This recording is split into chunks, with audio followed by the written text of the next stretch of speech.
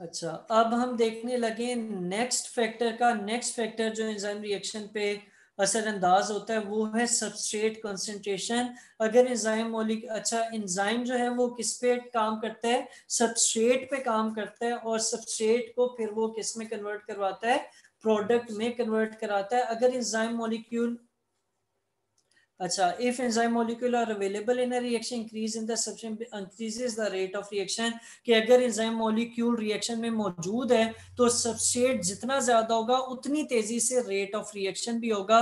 लेकिन अगर enzyme concentration को आप कांस्टेंट कर देते हैं, कि एंजाइम की कंसंट्रेशन नहीं बदलते, तो अमाउंट ऑफ सबस्ट्रेट इंक्रीज करते हैं, तो एक पॉइंट ऐसा आएगा कि उसके बाद जो रिएक्शन रेट है वो ज्यादा नहीं होगा, बल्कि वो भी क्या हो जाएगा?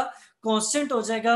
और इस वक्त के ऐसा क्यों होता है कि जब आपकी देखें, हमने ये बात की थी कि सबसे एंजाइम जो है वो खास किस्म की साइट्स पर या खास किस्म के मैप्स पे जाके काम करता है जहां पर वो मैच कर जाता है। आगे जाके हम उसका मोड ऑफ एक्शन देखेंगे तो मजीद समझ आ जाएगा कि हर एंजाइम हर जगह पे काम नहीं करता। हर रिएक्शन के लिए स्पेसिफिक एंजाइम्स होते हैं। अब जब आपने क्या तेज ज्यादा किए, सबस्ट्रेट ज्यादा किए या सबस्ट्रेट कंसंट्रेशन ज्यादा की, तो एंजाइम ने ज्यादा काम करना शुरू कर दिया। लेकिन जब सारे सबस्ट्रेट्स पर काम हो रहा है, ठीक है, आप मजीद कंसंट्रेशन ज्यादा नहीं कर रहे, या आपके सारे सबसेट जो है वो ऑक्यूपाई हो गई, एक्टिव साइट्स ऑक्यूपाई हो गई, तो फिर क्या होगा कि जितना मर्जी सबस्ट्रेट बढ़ाते रहें, सारे एंजाइम जब काम पे लग गए तो वो मजीद काम नहीं कर सकते, और वो जैसे ही एक फ्री होगा वो एक और को पकड़ लेगा उसको काम करने के लिए, और उसका जो काम करने का